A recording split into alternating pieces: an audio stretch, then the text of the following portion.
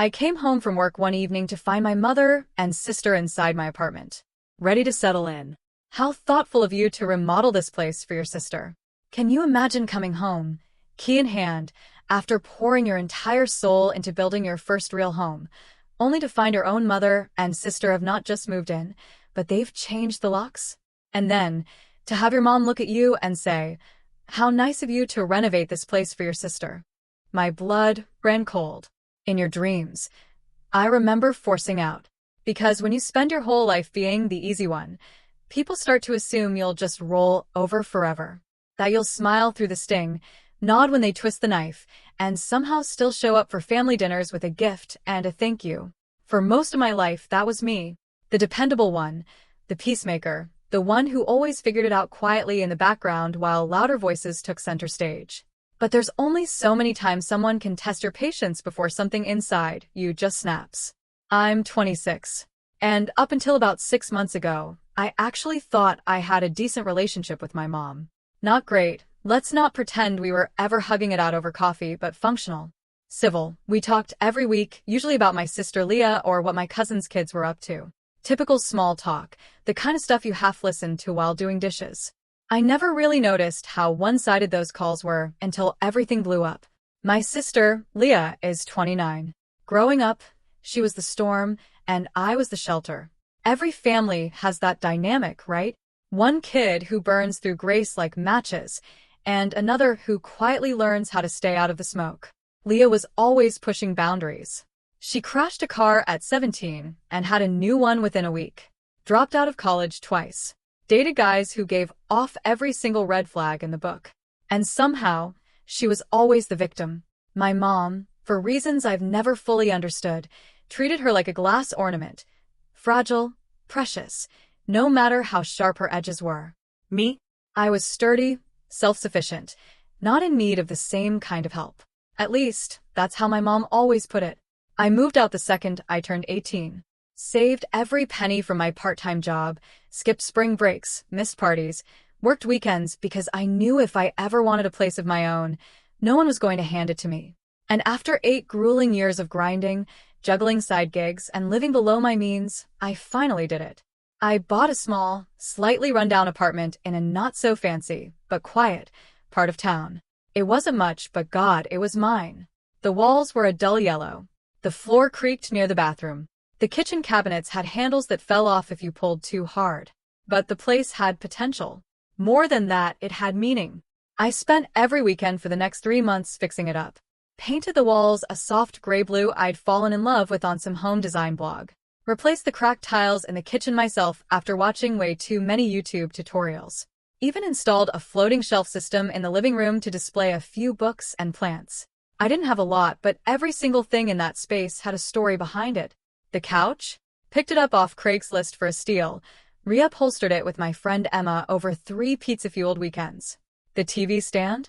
My old desk, repurposed and painted matte black. It was my first real home, and I poured myself into every square inch. My mom came by once during the renovations. She stood in the middle of the living room while I excitedly explained how I'd patched the drywall myself, nodding slowly, distracted. Her eyes drifted from the unfinished baseboards to the ceiling fan I hadn't installed yet. Then she said, "Leah's going through a rough patch, you know. She might need a place to crash soon." I blinked at her, holding a screwdriver in one hand and a dripping paintbrush in the other. "I'm sure she'll figure something out," I said, not thinking much of it. Leah always needed something, and somehow someone always swooped in to save her. But there was something in the way my mom looked at me then, like I was just holding on to something she hadn't quite decided I deserved yet. I brushed it off. Just another offhand Leah comment in a sea of Leah comments. At that point, I'd trained myself not to react. It was easier that way. I didn't want to start a fight, especially not while I was finally building something of my own. A few weeks later, I finally moved in. I slept on that Craigslist couch the first night because my bed hadn't arrived yet, and I didn't even care. I just remember lying there, looking up at the freshly painted ceiling, and feeling something I hadn't felt in a long time. Peace. Like I'd finally stepped out of someone else's shadow and into my own life. For the first time, I didn't owe anyone anything. No roommates, no landlords, no noise. Just me and my little apartment. I didn't even tell most of my extended family. I wasn't trying to flex. I just wanted to enjoy it quietly. My mom knew, of course. She even came by once or twice after I moved in, always with a slight edge of surprise in her voice. "It's really cozy," she'd say, running her fingers over the wood countertop I'd spent 2 weekends staining. Then she'd immediately pivot into some drama about Leah's latest breakup or car trouble. I'd nod, offer generic support, and try to change the subject. I should have known something was off when she started asking about my work schedule. "Do you work late on Thursdays?" she'd ask during one of our weekend calls. Or, "Are you still going to that gym across town? What time do you usually leave?" It was weird, but again, I brushed it off. Maybe she was just trying to make conversation. Then, one Friday night after a long day at work, I came home to find my key didn't work. At first, I thought I'd grabbed the wrong one. I jiggled it, twisted it, even checked my wallet to make sure I wasn't losing it. But no, it was the same key I'd used every day for the past 2 months. I knocked, confused, waited, knocked again. Louder this time. I was starting to panic when I heard movement inside. Footsteps, then voices. And then the door opened. There, standing in my apartment, was Leah, hair in a messy bun, wearing an oversized hoodie I recognized as mine from high school, holding a wine glass like she'd just settled in for a relaxing evening. She looked at me like I was the one intruding. "Trevor," she said, blinking like I'd just shown up uninvited. "What are you doing here?" I just stared at her. I couldn't form words. My brain couldn't compute what was happening. "This is my place," I finally managed. "What are you doing here?" She had the audacity to look annoyed. "Mom said you were barely home, and I needed a fresh start. My lease was up, and I couldn't keep staying with Dan after the breakup." I stepped back, heartbeat thudding in my ears. "She gave you a key?" Leah didn't answer, but I could see it all in her face. "She changed the lock," I said slowly, more to myself than to her. "You guys changed the lock on my apartment." Leah crossed her arms. "Mom said it made more sense for me to stay here. You're barely home anyway, and I need it." I turned around and walked straight to my car, hands shaking. I didn't know what I was doing or where I was going.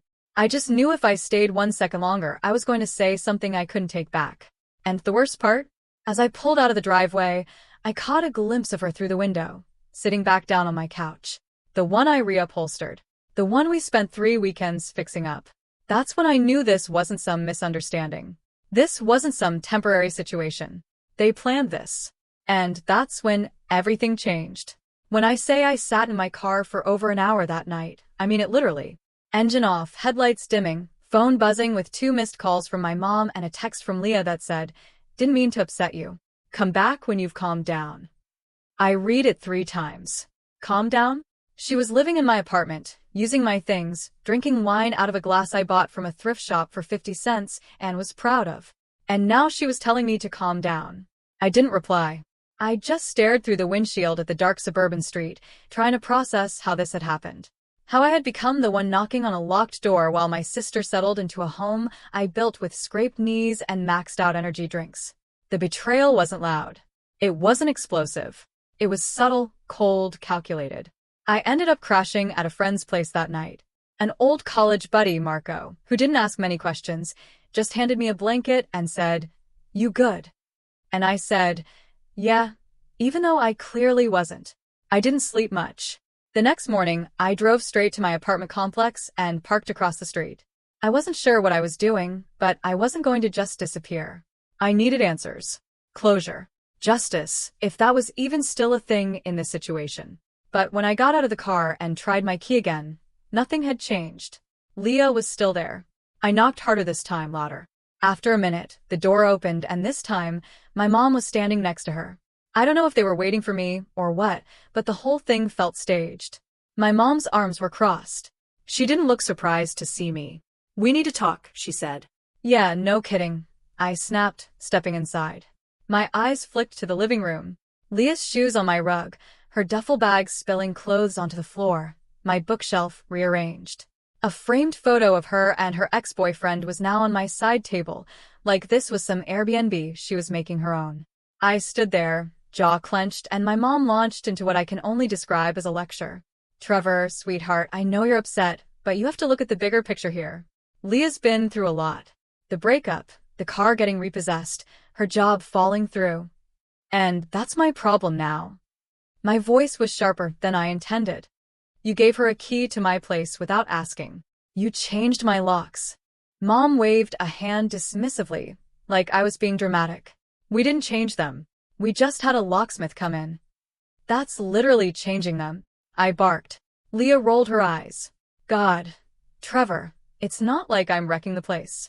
You barely even live here. You're always working or at Marco's. That one hit different. I told her that in confidence once when she asked why I hadn't bought a gaming console yet. Too busy to use it. I didn't realize she was storing that line for later to use as ammunition. My mom stepped in again, her voice softening, but with an underlying steel. You have a good job. You're stable. Leah isn't. She needs this more than you do. And there it was. The line that broke something inside me. It wasn't the key or the couch or even the locks. It was that sentence. She needs this more than you do. Not because she earned it, not because she deserved it, but because she was struggling. And in my mom's world, struggle was currency. It meant everyone else had to bend around it. I turned to Leah. How long were you planning to stay here? She shrugged. Until I find something better. Maybe a few months. It's not like you're in a rush. You can come by whenever. Whenever. Like a visitor in my own home. That's when I walked out. Didn't say a word, just walked. I could hear my mom saying something behind me, but it was muffled, drowned out by the roaring in my ears. That weekend, I didn't go back. I stayed with Marco and tried to focus on work, but I was spiraling. My safe place had been stolen, not just physically, but emotionally. Every time I thought about the money I'd put into that place, the hours I spent choosing paint colors, the busted knuckles from assembling furniture by hand, it made my stomach turn. And my mom? She didn't even call to check on me, not once. On Tuesday, I finally cracked and tried calling her. Straight to voicemail. Then I tried Leah. Hey, she answered, like we were old friends catching up. I want you out of my apartment, I said. Silence. Then laughter. Seriously? I'm not joking. She scoffed. Mom said I could stay. I gripped the phone tighter. Mom doesn't own that apartment. I do. It's legally mine. Another pause. Then she said something that still makes my blood run cold. Well, she has the spare key, so technically she can let whoever she wants in. That was the moment I knew this wasn't just inconsiderate. This was malicious. They weren't planning on leaving anytime soon. They had decided, together, that my independence was negotiable. That week, I started gathering paperwork. Deed of ownership, HOA agreements, lease details. I made an appointment with a lawyer friend I barely knew, just to find out what I could do. He was blunt. You're the legal owner. If she refuses to leave, you can file an unlawful detainer. The word, evict, felt so surreal, like I was some cartoon landlord with a mustache waving a cane at a tenant. But this wasn't a tenant. This was my sister. And the more I thought about it, the more I realized how deep the entitlement ran. Because it didn't stop at the apartment. A few days later, I stopped by to grab some of my stuff, a box of tools I'd left in the hall closet. I knocked first, out of some leftover sense of courtesy. Leah answered the door, barely looking up from her phone. What now? She muttered. I stepped inside and saw the damage. My succulents dead. The shelf I installed half collapsed, overloaded with junk. The walls scuffed. The place smelling like some weird combo of vanilla body spray and takeout. My home looked like a dorm room after finals week. I didn't even ask. I just walked past her and opened the closet. Hey, she snapped. You can't just barge in here like that. I turned, stunned. Barge in? This is my apartment. Her eyes narrowed.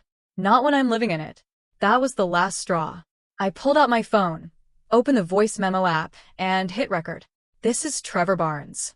I am the legal owner of this apartment. My sister, Leah, has refused to leave and has changed the locks without my consent. Are you recording me? She shrieked. Yep, I said. You'll be hearing from a lawyer. I left without another word. 2 days later, I emailed my mom. Not a call, not a text. An email. Formal, cold, professional. Effective immediately, Leah is no longer permitted to remain in my apartment. Any refusal to vacate will result in legal action. I have spoken to an attorney, and will be filing a complaint if necessary. If she has any personal belongings she wishes to collect, she may do so within 48 hours under supervision. No response, not for hours. Then finally, a short reply. You're making a huge mistake. She's your sister. Families should help each other. If this is how you repay love, I pity you. No apology, no recognition of what they'd done. Just guilt. Classic. But then came the twist I didn't see coming. Late that Friday night, I got a call from the front desk of the building. The concierge sounded confused. Hey, Mr. Barnes, there's a bit of a situation in your unit. My stomach dropped. What kind of situation? Well, your sister and your mom are here arguing loudly. Security had to go up. They're fighting over furniture. I didn't even grab my jacket. I just bolted. By the time I arrived, there were 3 people standing in the hallway outside my apartment. The building manager, a security guard, and my mom, arms flailing, voice raised, red in the face. Leah stood in the doorway, holding my couch cushion like a shield, yelling something about it being half hers because she helped me pick it out from Craigslist. They were literally arguing about my couch, the couch Emma and I reupholstered. The manager turned to me like I was the adult in the room. Sir, can you explain what's going on? I took a deep breath, and that's when I said the words that would set the entire chain of events in motion. This is my apartment. Neither of them live here. I want them removed. The manager raised an eyebrow. You're sure? I nodded. And then, for the first time in my life, I watched as my mom, my own mother, was escorted out of my home. And Leah? She looked at me like I'd committed treason. But I didn't feel guilty. Not anymore. Because in that moment, something inside me finally clicked into place. I wasn't the easy one. I was just done playing by their rules.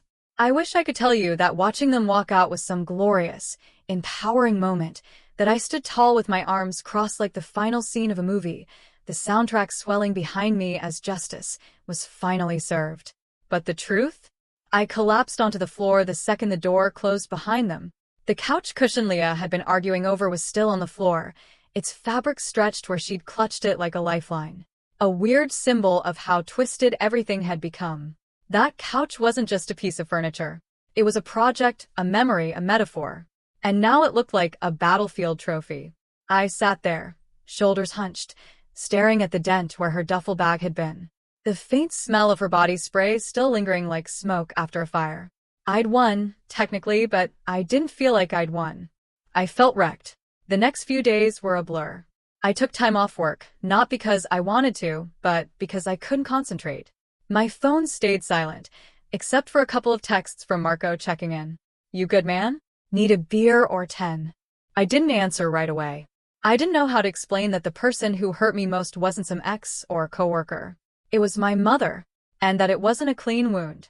It was layered, complicated, years in the making, like a scab that finally ripped off to reveal it had never healed right in the first place. I did hear from my mom eventually. She called 4 days later. I let it go to voicemail. Her message was short. No greeting, no apology, just, I hope you're proud of yourself. Leah is staying with me now. She's devastated. You've broken this family. That was the moment I realized she wasn't going to apologize. Not now. Not ever. In her mind, I was the villain for setting boundaries, for refusing to sacrifice what I'd built for the sake of someone else's chaos. And that realization broke me. That night, I laid in my bed, my actual bed, finally, and stared at the ceiling fan I'd installed myself, watching the blade spin. I'd done everything right, worked hard, stayed quiet, didn't ask for much. And still, it wasn't enough. I thought about selling the apartment. Seriously. Just packing it all up and starting fresh somewhere else. Maybe a new city, new job, new number. Just erase the whole chapter and pretend it never happened. But then something stopped me. I think it was the floorboard near the bathroom. The one that always creaked when you stepped on it, no matter how careful you were. The one I'd planned to fix a dozen times, but secretly liked because it made the place feel real, lived in, mine. I stood up, walked to the kitchen, and brewed a pot of coffee at 11:30 p.m. Then I opened my laptop and made a list titled, Would I Still Control? It had 2 items. My time. My space. That's it. Everything else Family, emotions, relationships felt like a minefield. But those were still mine. So, I started with what I could control. The next morning, I threw out everything Leah had touched. Not in a dramatic, angry purge, just methodically, quietly, like scrubbing off graffiti. Her shampoo, her takeout containers, the old hoodies she left on the floor, even the coffee mugs she'd brought from Mom's house, chipped and mismatched. Then I spent the next week reclaiming the apartment, not just physically, but mentally. I repainted the wall she'd scuffed dragging her suitcase in. Deep forest green. Rich. Clean. Mine. I ordered a new throw blanket to replace the one she'd spilled wine on. I rearranged the bookshelf, bought a new rug, and replaced every light bulb in the place. I even got one of those scented diffusers and made the entire apartment smell like cedar and citrus instead of anxiety and resentment. Bit by bit, breath by breath, I started to breathe again. Marco came by one weekend with a six-pack and a confused look on his face. "This place looks different," he said, plopping onto the now pristine couch. "It is," I said. He nodded slowly, then looked at me sideways. "You good?" I shrugged. "Getting there." He handed me a beer. For what it's worth, that was the most insane story I've ever heard. "Still living it," I muttered. "Yeah, well, you handled it better than I would have. I'd have set the place on fire." I laughed, and it felt real. First time in a while. That's when the shift started. Not a big explosion, just small changes. A subtle pivot toward healing. I started going back to the gym. Not because I wanted abs or whatever, but because I needed somewhere to put the rage, the confusion, the grief.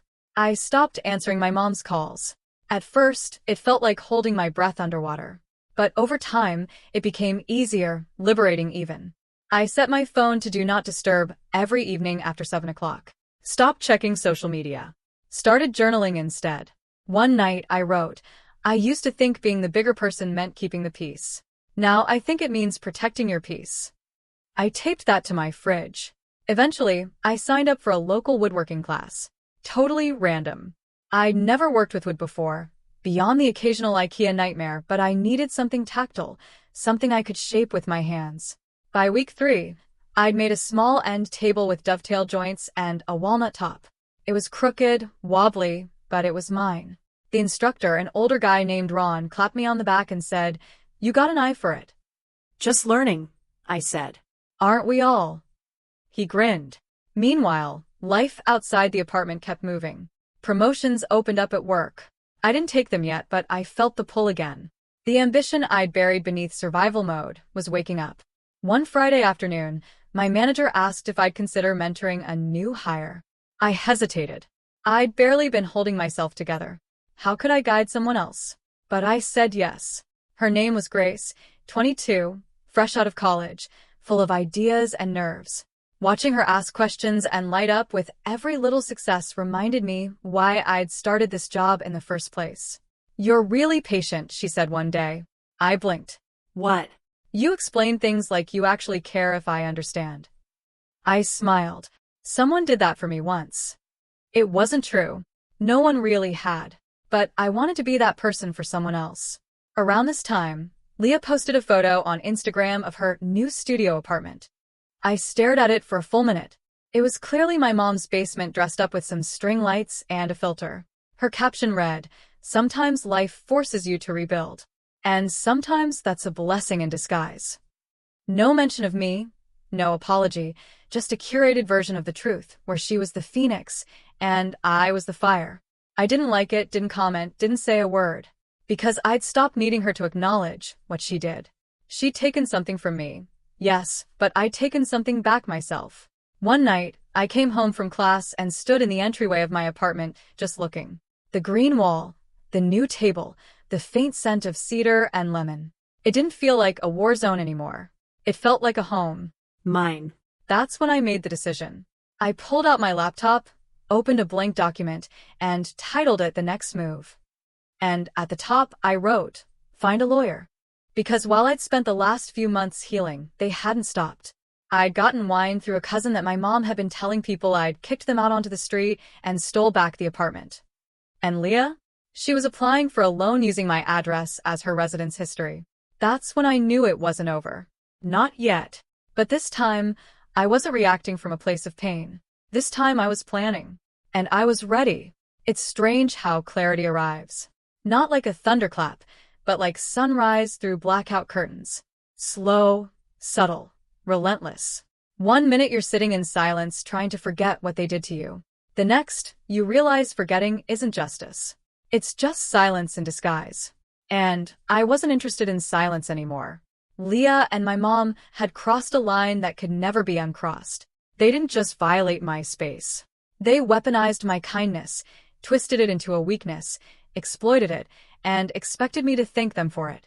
For months, I'd internalized the whole thing, tried to make sense of it, tried to heal. But healing doesn't mean pretending it didn't happen. It means doing something about it. So I did the one thing I should have done months earlier. I opened a legal pad, wrote "Revenge" at the top, not in all caps like some movie villain, just quiet, underlined, and began drafting a plan. No yelling, no drama, no burned bridges. Just calm, patient, undeniable consequences. The first step was research, and I had a lot of it to do. I started by digging into everything I could find about property rights, occupancy laws, and lock-changing regulations. I bookmarked landlord forums, tenant boards, and real estate legal blogs. I even consulted a subreddit where people shared stories about evicting squatter relatives. I wasn't alone in this kind of betrayal. It turns out there's a whole genre of people out there who've had to fight for what's already theirs. The more I learned, the more strategic I became. I already knew Leah had tried to use my address on a loan application. One of my younger cousins accidentally let it slip during a family group chat, said something like, "Oh, I didn't know you two were living together again." That's what Aunt Carla said. That opened a can of worms I wasn't prepared for.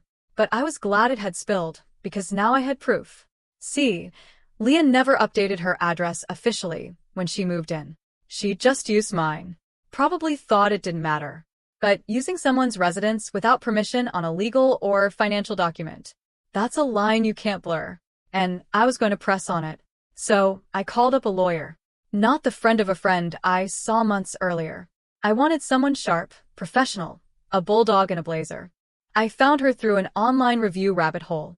Her name was Jennifer Rhodes, mid-40s, blunt as hell, with a client list full of small business owners and petty family disputes turned ugly.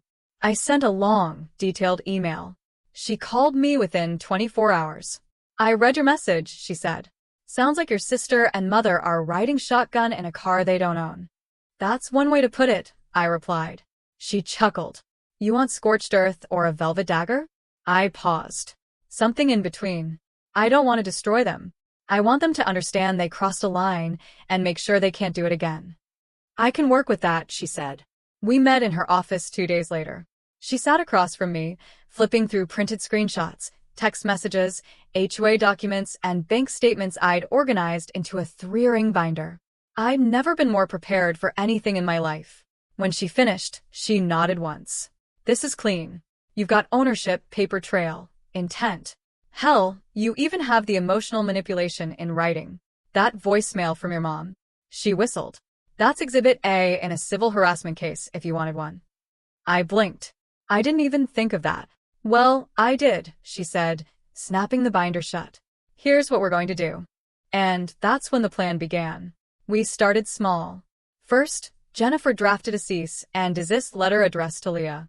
Firm, factual, emotionless.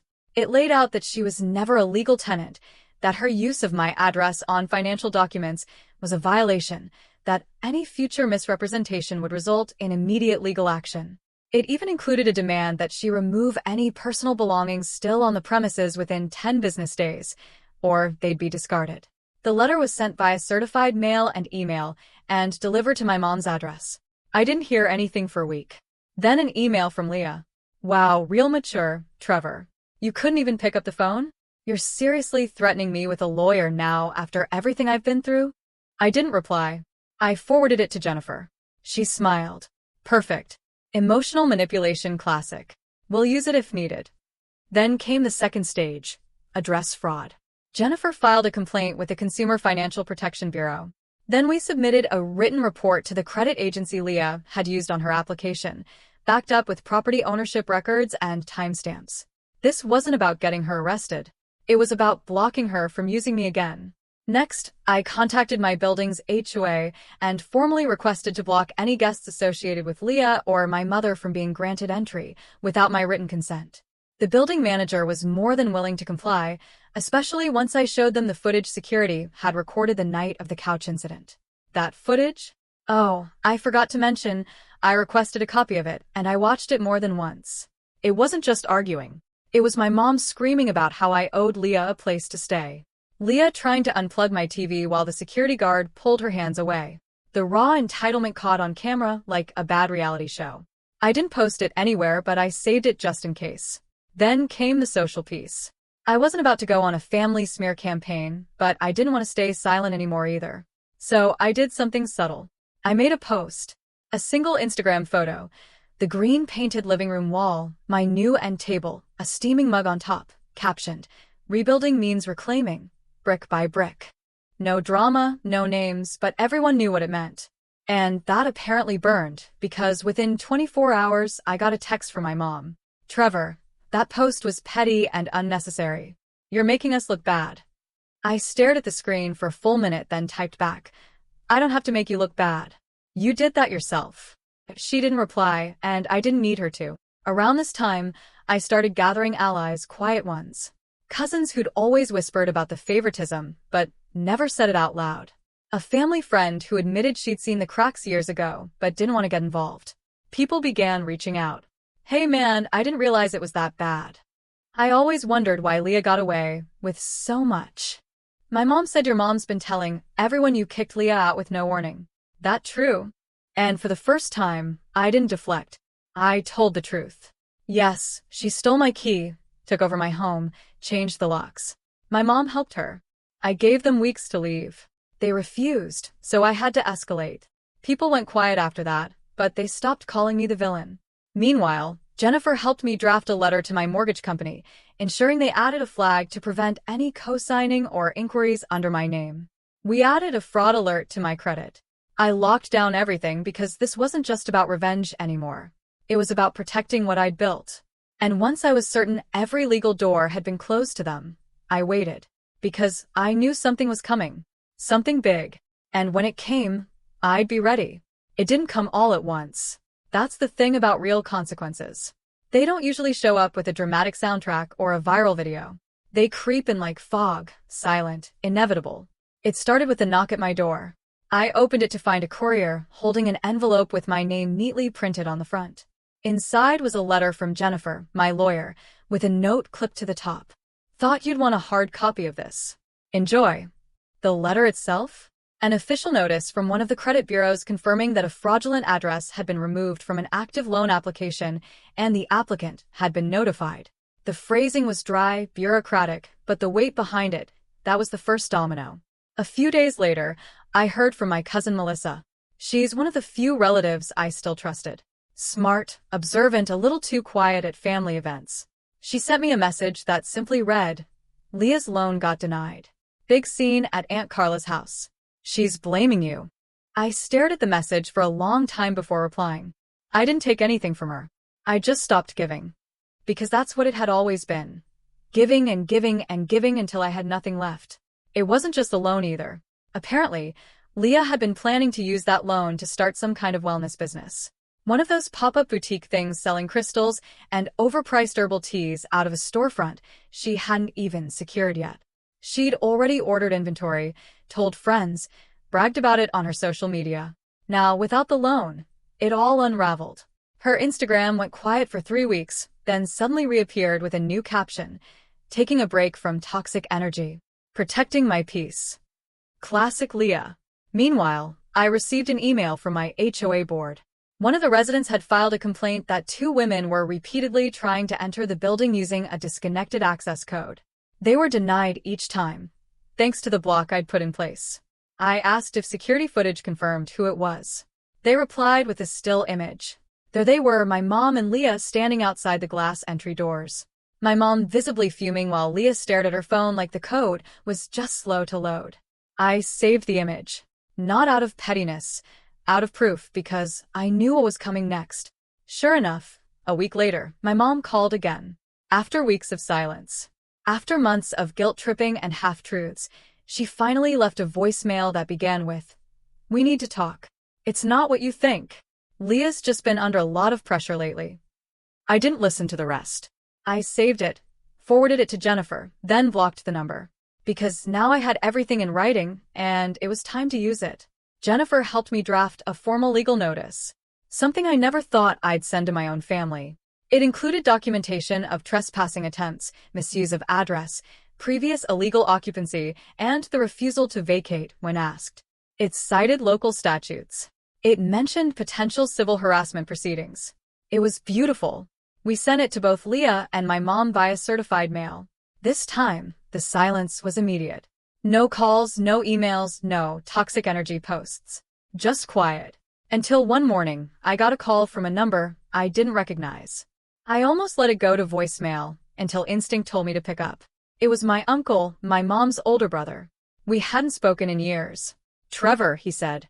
"I know we don't talk much, but I just wanted to say I've been watching all this unfold, and I think you did the right thing." I didn't know what to say. He continued, "I talked to your mom. She's rattled, but I told her straight up. She messed up. You built something. She tried to give it away like it didn't matter." He paused. "You're not the bad guy here. Don't let her make you feel like you are." And just like that, the air shifted. I'd spent so long feeling like the villain of someone else's story. But now I saw the truth. I was never the villain. I just stopped playing the role of the victim. That weekend, Marco came by again. We sat on the couch, my couch, eating pizza and watching some terrible horror movie on Netflix. Halfway through, he nudged me. "You seem lighter," he said. "I am," I replied. Because I was. The apartment finally felt like mine again. Not just the walls and the furniture, but the space, the energy, the freedom. No more second-guessing every footstep. No more wondering what I'd find when I came home. No more feeling like a guest in my own life. Just peace. A week later, I got a letter in the mail, handwritten. No return address. It was from Leah. I almost didn't open it, but curiosity got the better of me. It read, "I guess you got what you wanted. I'm back at Mom's for now. She's barely speaking to me. Everyone thinks I'm some kind of leech now. Thanks for that. I don't expect forgiveness, but I thought you should know you really hurt me. I know I messed up, but I didn't think you'd go nuclear on your own family. Anyway, hope your precious apartment's worth it." I read it twice, then folded it neatly and slid it into a drawer. Not because I planned to keep it, but because it no longer held power over me. Her words couldn't twist the truth anymore. The truth was I did get what I wanted. I got my home back. I got my peace back. And most importantly, I got me back. The version of me who didn't need to apologize for setting boundaries, who didn't feel guilty for saying no, who finally understood that family doesn't mean sacrificing your sanity so someone else can avoid growing up.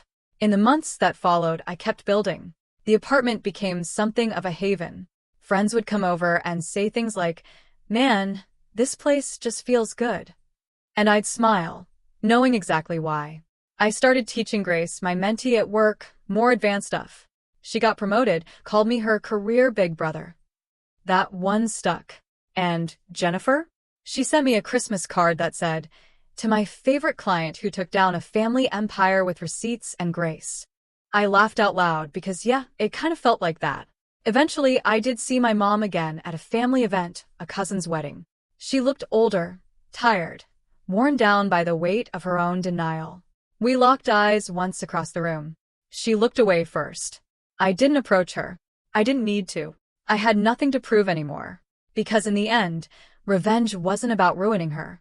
It was about removing her from my space, from my control, from the grip she used to have on my self-worth. And the fallout? It wasn't loud. It wasn't messy. It was just final. A clean break, a locked door, and a new key. One that only fits my hand now. Because this time, I made damn sure there were no spares. So, tell me, after hearing all that, what would you have done in my place? Have you ever had to draw a hard line with family, even when it felt impossible? I really want to know what you think. Let me know in the comments below.